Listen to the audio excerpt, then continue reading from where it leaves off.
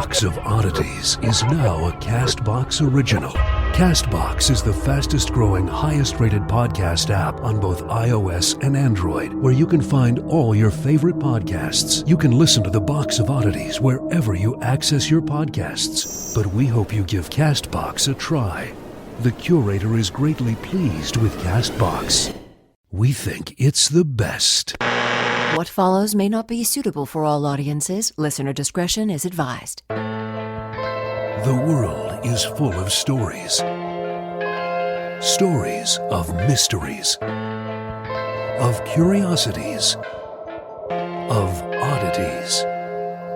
Join Kat and Jethro Gilligan-Toth for the strange, the bizarre, the unexpected, as they lift the lid and cautiously peer inside the Box of Oddities.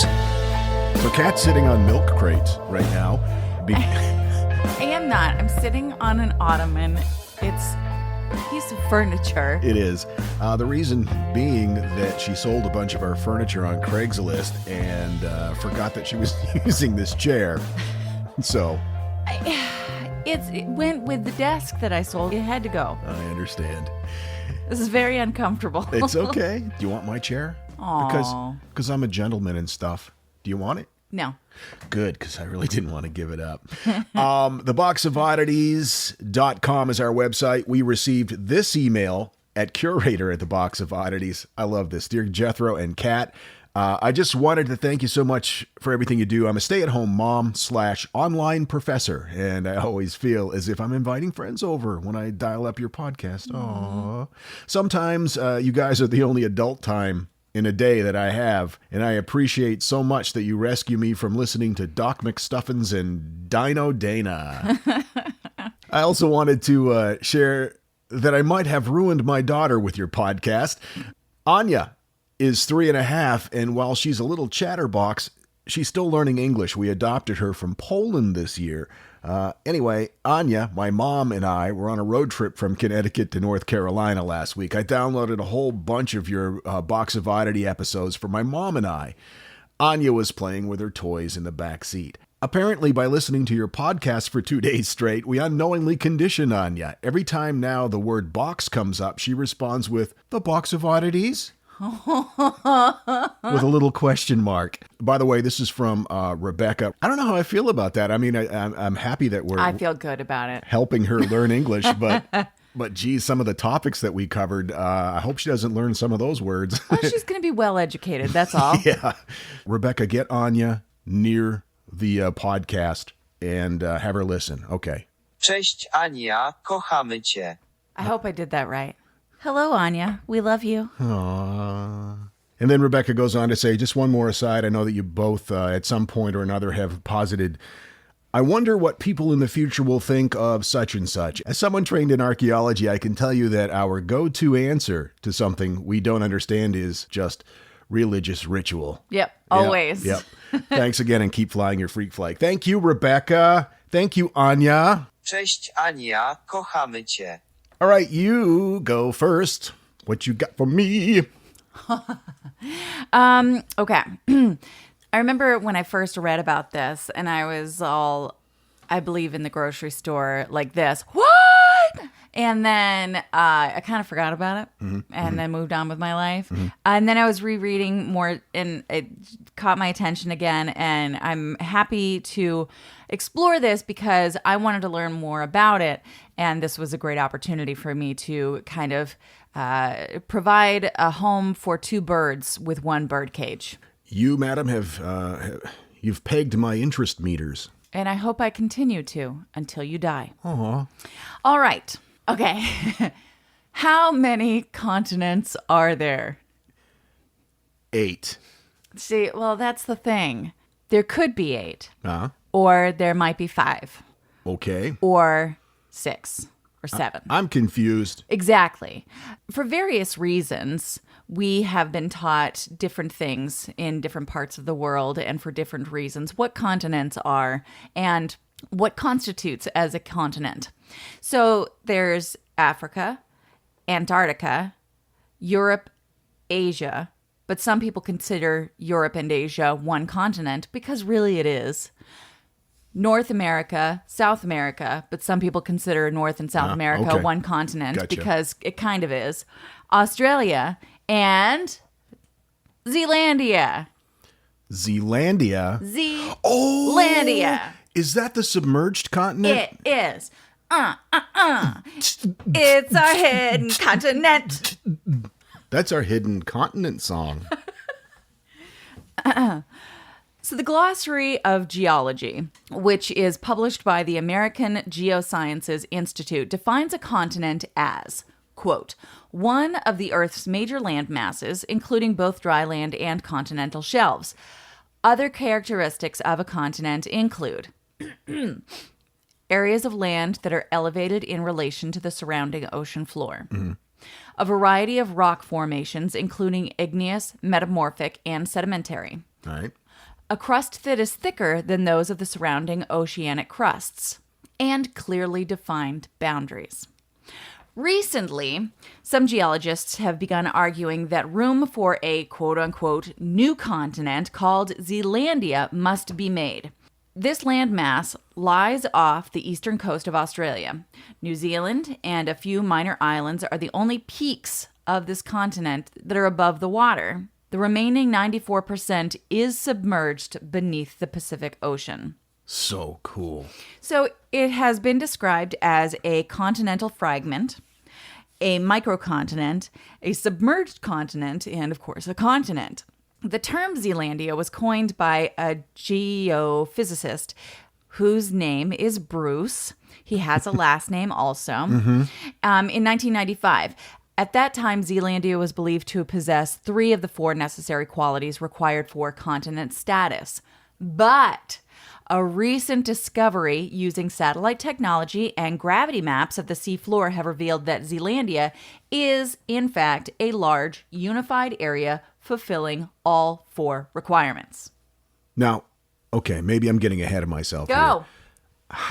How deeply submerged is it? Do we know? Do you know? Right Yes. How deep? I think it was about a half mile is like the average. About a half? So that's about 1,600 meters. The ocean is about 4,000 meters. So it's not too deep in comparison. No, and you know this by the bits of it that are sticking up out of the water. The land masses. There you go. I mean, otherwise that would be really terrifying to think of, that it was like really deep and then these just large Sticky spikes. spirals of spiky ground. Oh, I don't know why that's so creepy to me, but it totally is. Okay, scientists have figured out that the landmass broke off from the supercontinent of Gondwana. Nope, there's no D in there. Gondwana, about 100 million years ago. So Pangaea was a, supercontinent, and the part of Pangaea that lies in the northern hemisphere is called Laurasia, and it includes most of present-day North America, Greenland, Europe, and Asia. Gondwana is the part of Pangaea that lies in the southern hemisphere, and that includes most of present-day South America, Africa, India, Australia, Antarctica, and Zealandia. So it's got a total area of approximately 4 million. Nope, I'm going to go with miles because that's what I know. It's got a total area You Yankee. of approximately 1,900,000 square miles. Okay. So that is about just a little over half the size of the Australian continent. Okay, so it's smaller than Australia. Yes. Okay, gotcha. And the total land area, meaning Above water. above water, Currently. right, for now, is a little over 110,000 square miles. Okay. So you can see it's not a lot. Of this, New Zealand is the majority of that space. Then there's the mainland nearby islands of New Zealand also. And then there's like Auckland Islands, the Bounty Islands, the Campbell Islands, the Chatham Islands. New Caledonia and the islands surrounding it comprise some 7,000 square miles of Zealandia. And then there's also a place called Lord Howe Island, which I would really like to visit, please and thank you. It looks beautiful. Our travel list gets longer every week. Zealandia was originally thought to have no native land mammal fauna. But in 2006, there was a discovery of a fossil mammal jaw from the Miocene, which is the first geological epoch of the Neogene period. That was about 30 million years ago. And this was found where? On Zealandia, underground. Underwater ground. Underwater. Underground. Oh, wow. Underwater. Oh, Yeah. wow. I'm getting a bit of an archaeology. An archaeological boner? Yes. Yeah. I am. Boner. Archaeological, right? Yeah. Because of the Because bones. Let me brush that off for you. Okay. Oh. Ooh. Sorry about that. We really apologize, Anya. Last year, a team of 32 scientists from 12 countries went for a 9-week voyage to study Zealandia. And this was one of the first extensive studies of that region. And they said that their work has already revealed that Zealandia might once have been much closer to land level than previously thought, providing pathways for animals and plants to cross between continents. That is so cool. So there may be things hidden that would indicate how migration of certain animals happened. And So that particular fossil you said was from the Miocene, which was 30 million years ago. Mm-hmm. Any indication how long the continent has been submerged? well, it was thought to have broken off from the supercontinent about 100 million years ago. Okay. So that in between time, I don't know what happened with it. I don't know if it kind of like hung out for a while and then, or yeah, like I don't know. It just broke off the main piece and drifted out to sea and slowly sunk. I'm picturing it like a cartoon, like it's all. Everything can be applied to cartoons in our world. Right. So pulling off of that big continental shelf that Gondwana, I keep feeling like that's where Black Panther is from. Gondwana, that caused a thinning of the continental crust, which submerged all but 6% of Zealandia's mass. So as far as timeline goes, I'm not real sure. I don't understand things once they get past a certain number. I start to get real confused. Like when you describe things in space to me, I'm like, ooh, that's far. And then it's like light years and Right. and then I start to get kind of flustered and hot all up in my chest and face area. And I just need it broken down to like, how many Happy Meal boxes is that? Like, Which, by the way, is an international unit of measurement. right. Or should be.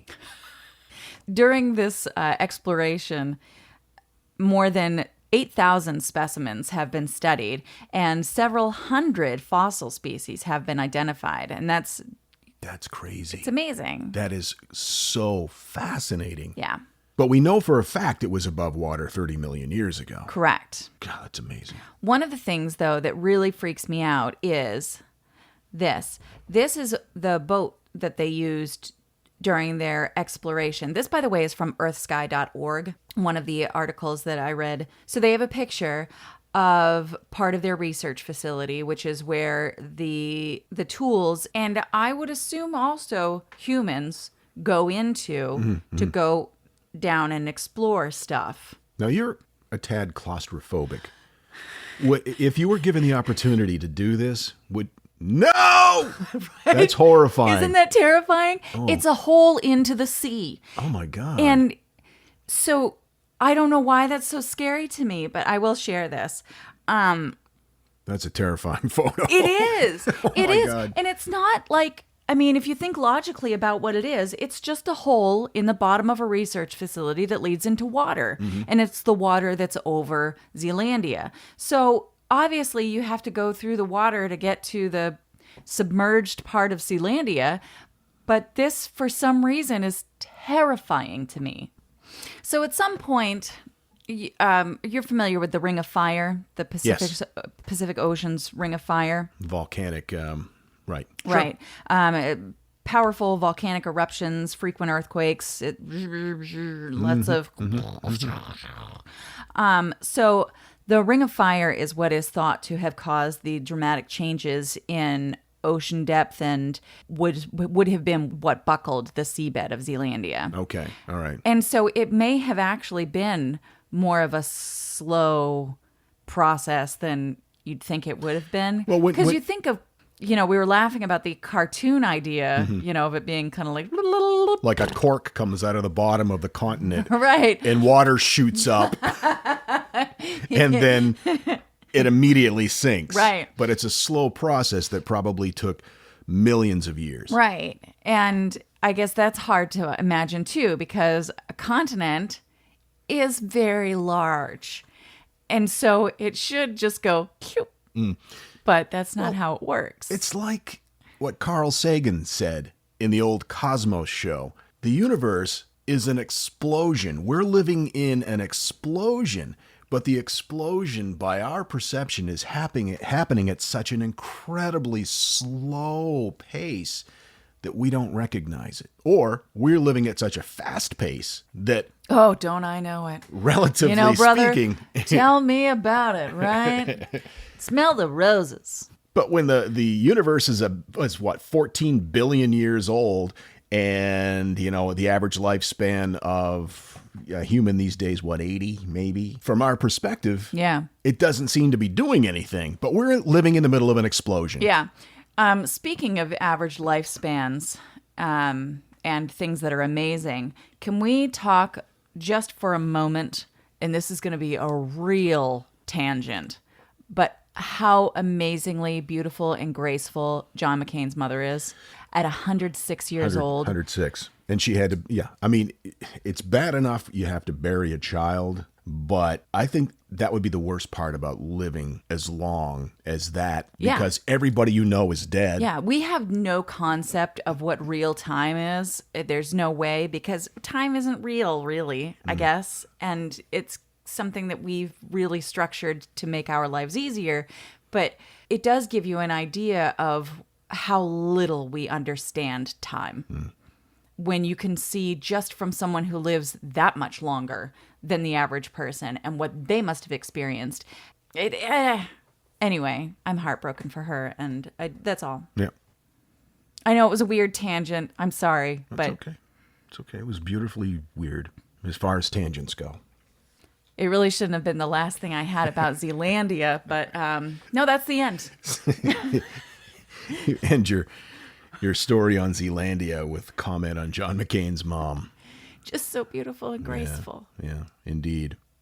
The whole Zealandia thing is fascinating. I didn't know as much about it as you have shared, but I had heard about it. And the first thing I thought of was lost civilizations from the past. Now, we all know, we've all heard of Atlantis. Most legends say that Atlantis was located somewhere in the Atlantic, off the Pillars of Hercules. According to Plato, it was located off the Pillars of Hercules, or the Rock of Gibraltar, the Mediterranean.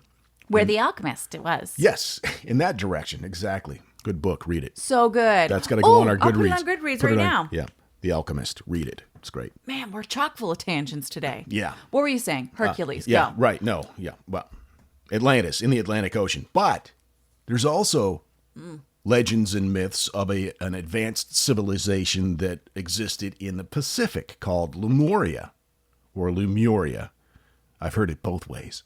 Legend says that existed and was destroyed before Atlantis was destroyed. And the books that I've read about this place it about where you're saying Zealandia is located. So here's my question about something like that is, when are our earliest records of human types? You mean as far as written records or geological records? Geological records. Well, for material that I have read, most people put modern human ancestors about 200,000 years ago started to make its presence known. We can date it back that far. It just seems unlikely to me that there would have been the ability to pass along the information that there was this civilization.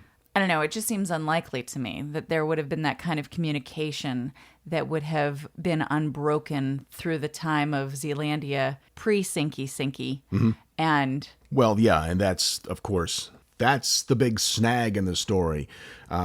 But, you know, like Joseph Campbell says, it gets passed on around campfires from generation to generation down through, you know, the millennia. And it's certainly possible. And then there are those who say that the records were preserved and kept in places that have yet to be discovered, like somewhere near the Egyptian pyramids. There is... in the vent in the ladies' bathroom. Right, that happens.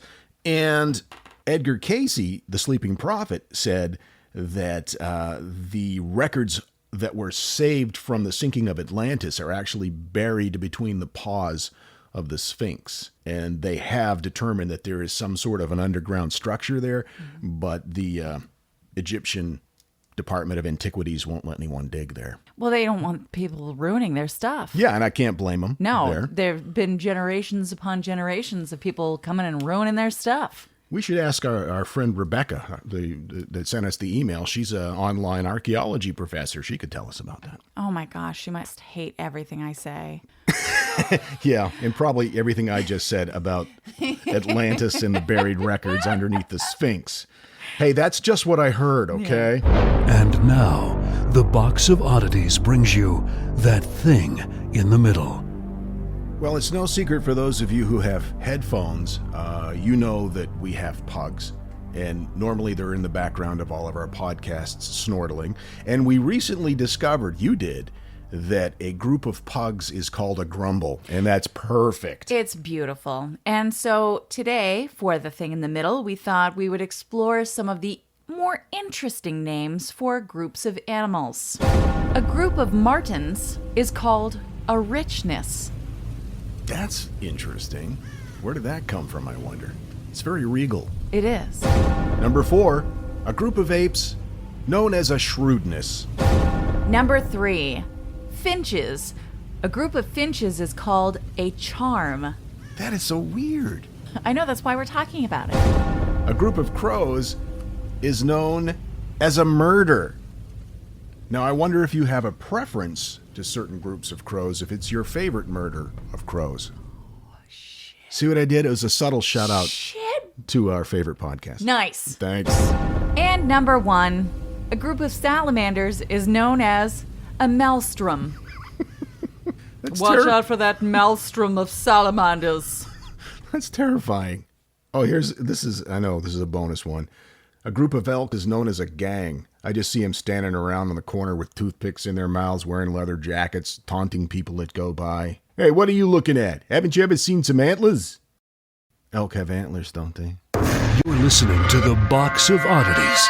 It's cool. We won't tell anyone. My friend Erica posted on Facebook, I walked into the kitchen to sing Despacito at Ben, and he stopped me. I need to concentrate on this. I have to pickle these shallots. What has HelloFresh done to my husband?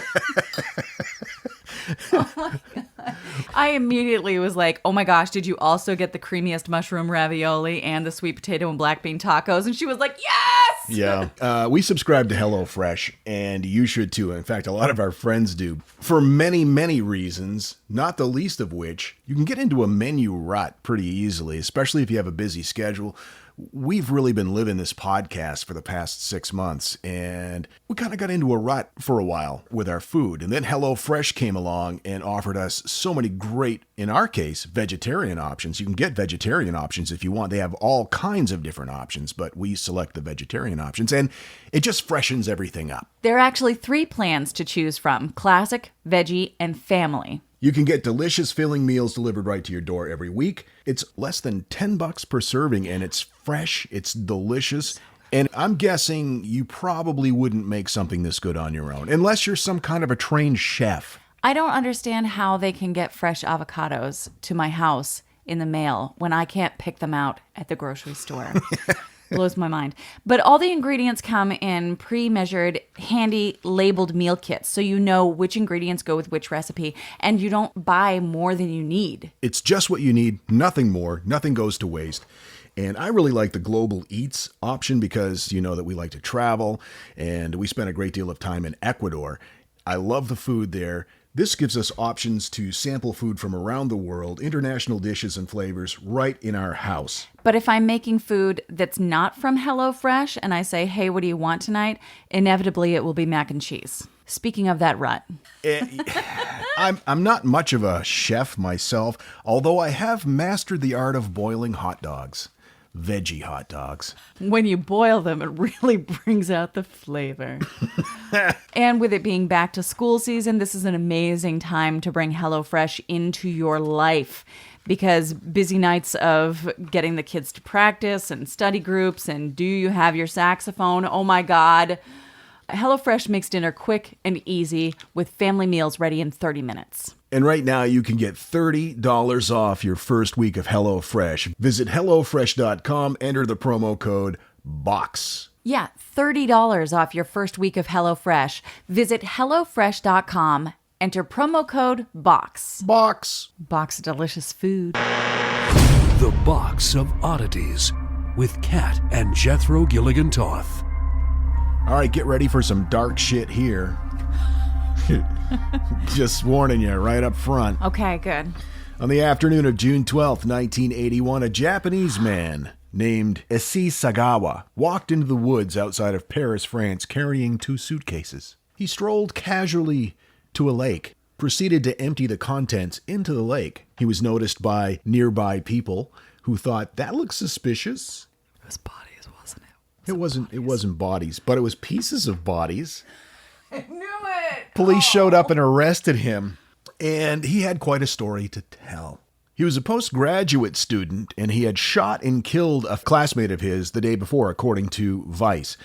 After eating portions of her body, he tried to dump the corpse in the remote lake. Witnesses saw him and called the police. He was arrested. According to reports, Sagawa uttered the following to the French police who raided his home, quote, "I killed her to eat her flesh." Oh. Yeah. See, and I'm sorry, I don't mean to make this like a feminist thing or anything, but once again, a dude thinking that he just is entitled to have what he wants from a woman. And yeah, this is an extreme case, but so often it's like, I was rejected, I'm going to shoot up a school, I didn't get this, I was catcalling a chick and she rejected me, so dudes, get it together. We're going to get into his reasoning here. Okay, in I'm a sorry. minute. And I'm sorry. It's not too far off of what you're saying, but a little bit different. Sagawa was born in April of 1949. He is also known as Pang, as in hunger pang, I guess. I don't know. No.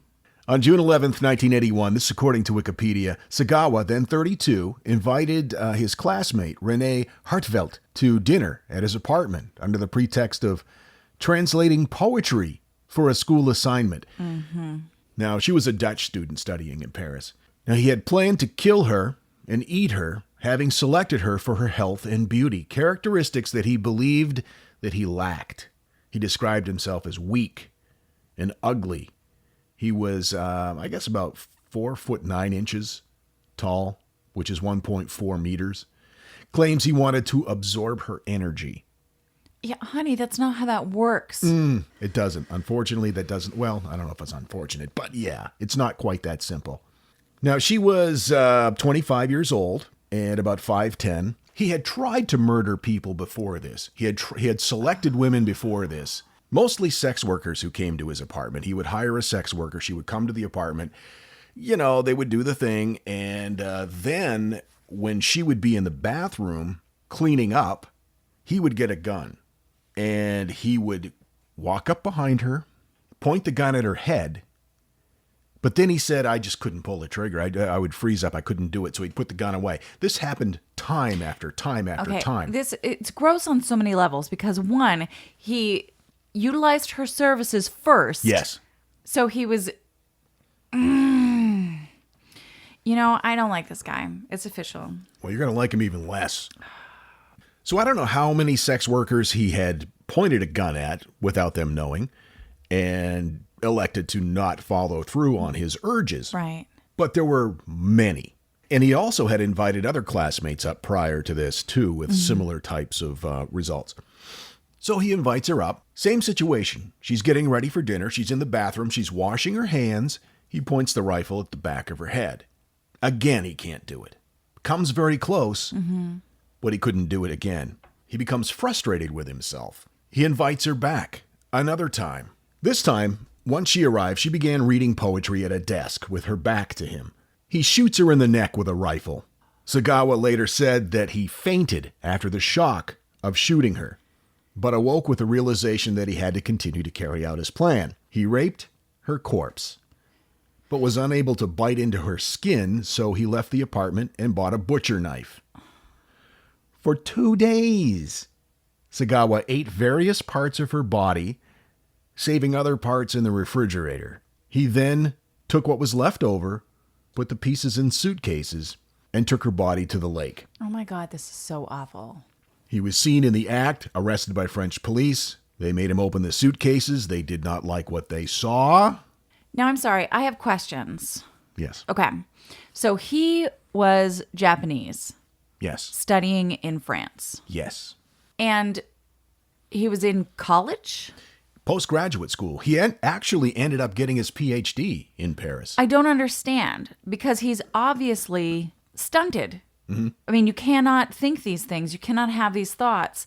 And how can they coincide with someone who can get a PhD? I don't understand how those two things can live in the same space. It's hard to understand that, but many people who are accused of horrific crimes like this have extremely high intellect. Ted Bundy.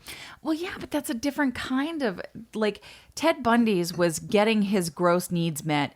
This guy has, like, bizarre thoughts about what those actions will bring him. Yeah, yeah. I mean, that's weird and gross. I get what you're saying, I yeah. mean, it's just weird. Yeah.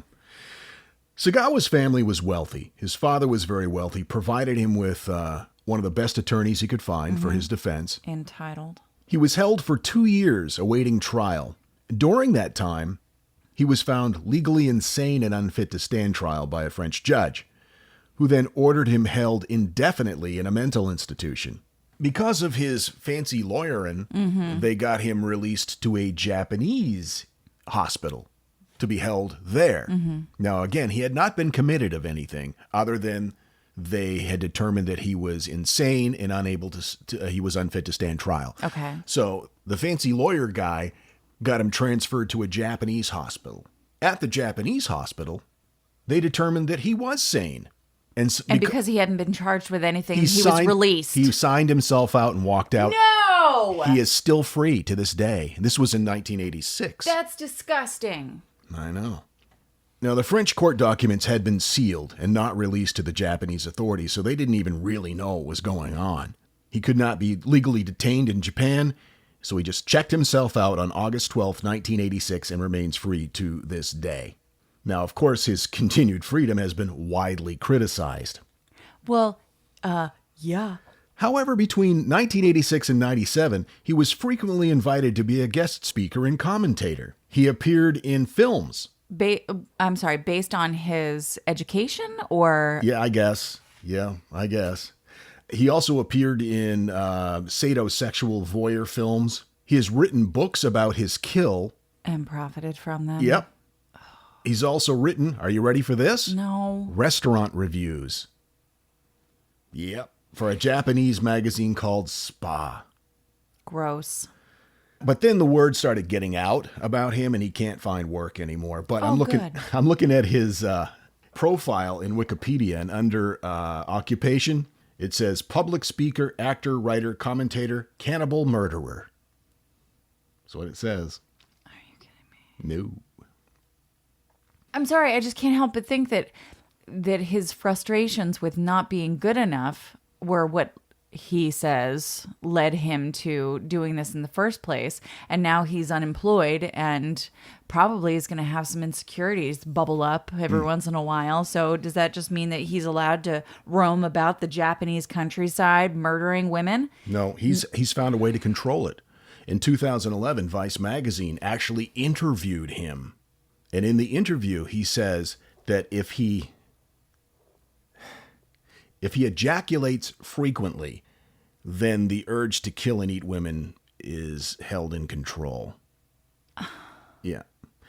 So here's the Vice magazine interview. I'm not going to read the whole thing. You can find it for yourself. But here's his explanation. Here's what he said. I was physically weak from the moment I was born. My legs were so skinny they looked like pencils. It was in the first grade, and again, this is Vice magazine. It was in the first grade of elementary school when I saw the quivering meat of a male classmate's thighs and suddenly thought, that looks delicious. But I'm not homosexual. So from around that time I entered junior high school, I became obsessed with the Western actress Grace Kelly, an obsession that lasted right through high school. That was the beginning of my infatuation with Occidental people. Before I knew it, tall, healthy-looking Western women became the trigger for my cannibalistic fantasies. I guess my infatuation with such women stemmed from the fact that I was short and ugly and had an inferiority complex and therefore sought women who were the exact opposite of myself. Eventually, I began feeling a strong desire to bite into them, not to kill them or to eat them per se, but merely to gnaw on their flesh. It was purely a form of sexual desire. It wasn't like I felt like eating someone every time I was hungry. But you know how you tend to feel a stronger sexual desire when you've eaten a full meal? No. No, I don't understand that at all. That is 100% not It's the case. It's completely the opposite. I am tired and sluggish, and I want you to leave me alone. You've made that clear abundantly. I'm chock full of pasta. Back up off me. That's when I'd start feeling the urge to eat a girl, after he'd eaten a full meal. It's absurd, right? He says, in essence, it's different from the type of hunger that people experience for food. The cannibalistic urge, where I'm going, I want to eat human meat, is a sort of sexual appetite. So if I don't make sure that I ejaculate frequently enough, the desire only gets stronger and stronger. This goes on for freaking pages. No, I can't imagine that anyone would publish that. And I do appreciate a lot of what Vice does, but that just seems so gross. And I can't, and it's different from the original motive. Like he didn't say anything in this article about getting gross powers from someone. It goes on and on and on about that, though. He does. Yeah. It goes on for friggin' pages. The guy's, yeah. I mean, he stated that it was the opposite of what he was, but I don't understand how he thinks that he would garner powers. I'm not impressed. And I can't help but think that like we talked about before, there's that sense of entitlement. Like, I want to feel satiated in this way, and so you have to provide me with that. And sometimes that means that you're killing someone, that you're taking someone's life away from them so that you can get your rocks off. And that's just, it's the ultimate gross. It's gross on so many levels. And the fact that he's just walking around, he's just out there. And why would anyone think that was a good idea? Like, even his lawyer. Hello. I mean, you're obviously good at lawyering. Maybe he wants lawyer skills. Are you concerned about your jiggling thighs? When you're defending him in court, maybe wear baggy pants. I'm just saying. Yeah. So there you go. Sorry it was a downer, but sometimes we get a little dark here. No, I mean, it's fascinating. It's interesting. It's, people's brains are incredible. It's just that it's such a pervasive issue that shows its ugly face on so many levels. Just that sense of entitlement. And it just, well, it tends to get me a little jacked up. I understand. It does me as well. My question is, did the magazine who hired him to do restaurant reviews know that he was a cannibal? Was that just kind of a cute idea on their part, or were they horrified when they found out that their restaurant review guy had killed and eaten a woman? I suppose I've seen worse things for selling magazines. Well, I guess maybe. I'm sure there probably is. But it would be like inviting him to appear on Chopped, you know? That's just wrong. You're trying not to laugh. You're trying so hard. You want to laugh. I want to watch Chopped. Okay. All right. There you go. It's the Box of Oddities, and we love you guys. Thanks for being part of our freak family. We enjoy doing this show for you. We enjoy all the correspondence. We love hearing from you, whether it's email, curator@theboxofoddities.com, whether it's on the Instagrams, the Twitters, or the Facebooks. Speaking of which, sorry about your unfortunate bathroom incident, Jay. I feel you, bro. If you want to know what she's talking about, log on to our Facebook page. The Box of Oddities twice a week. And we'll see you Thursday. Until then, keep flying that freak flag. Fly it proudly, you beautiful freaks. And so, let it be known that the Box of Oddities belongs to you, and its fate is in your hands. Therefore, it's been requested by those I report to beseech you for assistance. The Box of Oddities is free.